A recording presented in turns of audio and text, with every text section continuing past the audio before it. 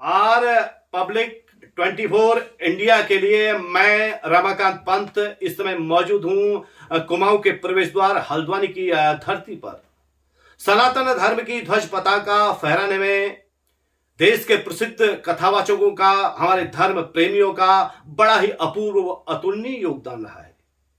देवभूमि उत्तराखंड की धरती में जन्मे, यहां की पावन भूमि में अपने दिव्य ज्ञान का प्रसारण करने वाले बाल व्यास श्री कपिल देव महाराज जी आज हमारे बीच में उपस्थित हैं, जिन्होंने अब तक 40 कथाओं का सुंदर वाचन किया है और अपनी सुधामयी वाणी की धार से निरंतर लोगों को सन्मार्ग की ओर प्रेरित करने के लिए अपना जीवन जिन्होंने समर्पित कर दिया है ईश्वर के चरणों में। ऐसे बाल व्यास जी श्री कपिल देव महाराज जी हमारे बीच में उपस्थित हैं और मिलते हैं व्यास जी से।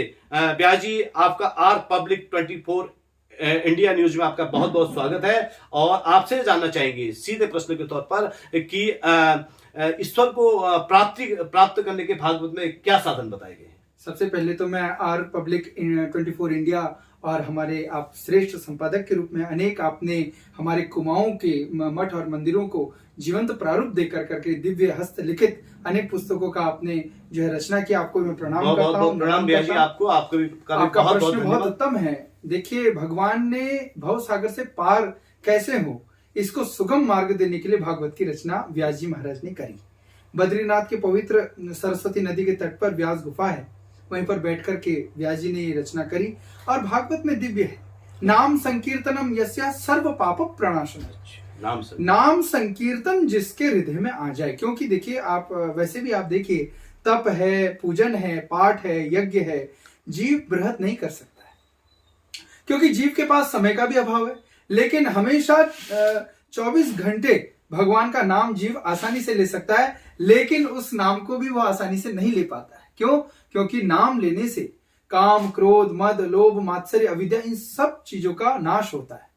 अच्छा, कुल मिलाकर के नाम के का बड़ा प्रताप है, नाम का बड़ा महत्व है। तो जी, मनुष्य किस प्रकार शांति पूर्वक, वो ऐसा कौन सा उपाय है जिससे वो शांति पूर्वक ईश्वर के चरणों में अपना ध्यान अर्पित कर सके, नाम ले सके, ईश्वर के चरणों में अपनी वंदना अर्पित कर सके? तो ऐसा कौन सा सुगम उपाय है, ऐसा कौन सा सुगम मार्ग है जिससे वो शांति पूर्वक निर्विकार होकर के ईश्वर के चरणों में अपने ध्यान को अर्पित कर सके? देखिए, आपने बहुत अच्छा प्रश्न किया, लेकिन सारी बातों को एक तराजू के पलड़े पर रखते हुए, लेकिन श्रेष्ठ बात मैं आपको बताऊं, सबसे पहले व्यक्ति को अगर शांति चाहिए तो उसको सबसे निवेदन करता हूं क्षेत्र के भी छोटे बड़े भाइयों से, अपने सनातन को आगे बढ़ाने में अपना खून पसीना और पूरी जान आप लगाएं और अपने सनातन धर्म को आगे बढ़ाएं। वही कार्य मैं भी कर रहा हूं। और मतलब आगे आप बहुत समय जैसे आप श्रीमद् भागवत कथा का वाचन करते हैं, श्रीमद् देवी भागवत कथाओं का वाचन करते हैं, राम कथाओं का वाचन करते हैं, तो पुराण तो गुरुदेव कई हैं, तो आप विशेष रूप से अब अपना जो ध्यान केंद्रित है या वो किस पुराण की ओर अग्रसर करेंगे ताकि कुछ नई जानकारी हमारे जनता। देखिए, मैं आपको एक बात बताऊं, श्रीमद् भागवत 2 खंडों में रचित है और इतना विशालतम ग्रंथ है। मैं जब जब श्रीमद् भागवत जी की शरण में जाता हूँ तब तक मुझे वो नवीन ही लगती है। देखिए, 19 वर्ष की बहुत छोटी आयु से मैंने भागवत का कार्य प्रारंभ किया और आज मेरी आयु 27 वर्ष की हो गई है और 27 वर्ष में भी जब मैं पुस्तक खोल रहा हूँ तब भी मुझे ऐसा लग रहा है कि मैं अधूरा ही हूँ। बहुत सुंदर बात आपने कही कि भागवत के बारे में आपने बहुत सुंदर सार प्रकट किया, जो श्री हरि गीता का सार है कि भागवत हृदय भगवान का सब ज्ञान का शुभ सार है। इन भागवत की कथाओं से ही चल रहा संसार है। वास्तव में हरि की लीला अनंत है, क्योंकि आकाश में ध्वनि अपरंपार है। आकाश में ध्वनि, नीर में रस, वेद में ओंकार हूँ, पुरुषार्थ पौरुष में चांद, सूरज में प्रभा में सार हूँ। जो भी वस्तु जगत में श्री संपन्न है वे जानो योगेश्वर भगवान श्री कृष्ण के तेज के अंश से उत्पन्न है। ऐसी सुंदर बातों का सार आपने अपने दिव्य वाणी से हम प्रकट किया, अपना अमूल्य समय हमें प्रदान किया और आपका बहुत बहुत धन्यवाद है गुरु जी, आपका बहुत बहुत जी। नमस्कार, राधे राधे। राधे राधे। संतोष का गुण अपनाना ही पड़ेगा।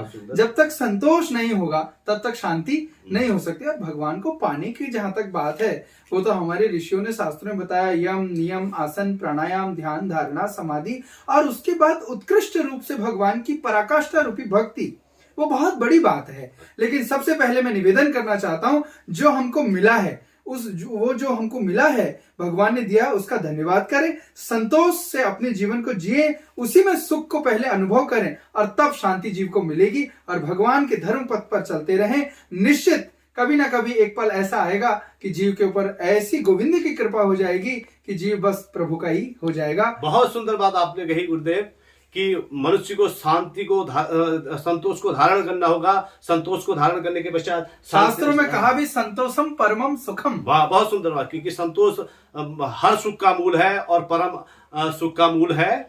और ये आपने बहुत अच्छी बात जनमानस के बीच में कही कि हमें संतोष धारण करना पड़ेगा, क्योंकि संग्राम जीवन में प्रतिपल है। आपने अपने शब्दों में सारांश दिया है और आज आपने बड़ा अमूल्य समय हमारे साथ साझा किया है, अपने विचार साझा किए। आपसे एक बात और जानना चाहेंगे कि आपको ये कथा करते करते कितने समय हो गए, कितने वर्ष की अवस्था से आपने श्रीमद् भागवत कथाओं का या अन्य पुराणों का वाचन आरंभ किया, और आपके भविष्य की क्या योजनाएं हैं, भविष्य में किस प्रकार आप सनातन धर्म के ध्वज पताका को फहराने में अपना अपूर्व योगदान जारी रखेंगे? देखिए, बहुत छोटी अल्प आयु से मैंने सब कुछ देखा और देखते हुए मेरे मन में एक विचार आया कि मुझे कथावाचक बनना है। बहुत सुंदर। और उसके लिए मैंने बड़ा रात दिन संघर्ष भी किया, और संघर्ष करते करते एक तो सबसे पहले डॉक्टर विनय विद्यालंकार जी जो हमारे गुरुजी हैं, वर्तमान में वो गुरुकुल कांगड़ी विश्वविद्यालय हरिद्वार में अध्ययन करा रहे हैं बालकों को। सबसे पहले तो मैं उन गुरुजी को प्रणाम करूंगा जिनके नेतृत्व में मैंने मास्टर MA संस्कृत साहित्य से किया। सबसे प्रथम प्रणाम उनको है। और मैंने कुमाऊं में ये दो बातें देखी। कुमाऊं में हमारे अनेक संत है, लेकिन दो संतों के जीवन को मैंने देखा।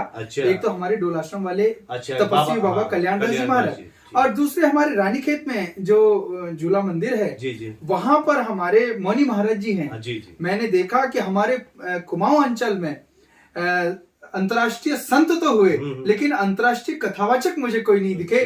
तो मेरे मन में ये भी जज्बा जागृत हुआ कि मुझे अपने कुमाऊं क्षेत्र से अंतर्राष्ट्रीय कथावाचक भी बनना है। और अनेक अनेक प्रयासों को करते हुए श्रेष्ठ और शांति की बात और धर्म के प्रचार प्रसार को साथ में लेते लेते बस मैंने अंतर्राष्ट्रीय कथावाचक बनना है। और सभी भाइयों से मैं निवेदन करता हूँ, क्षेत्र के भी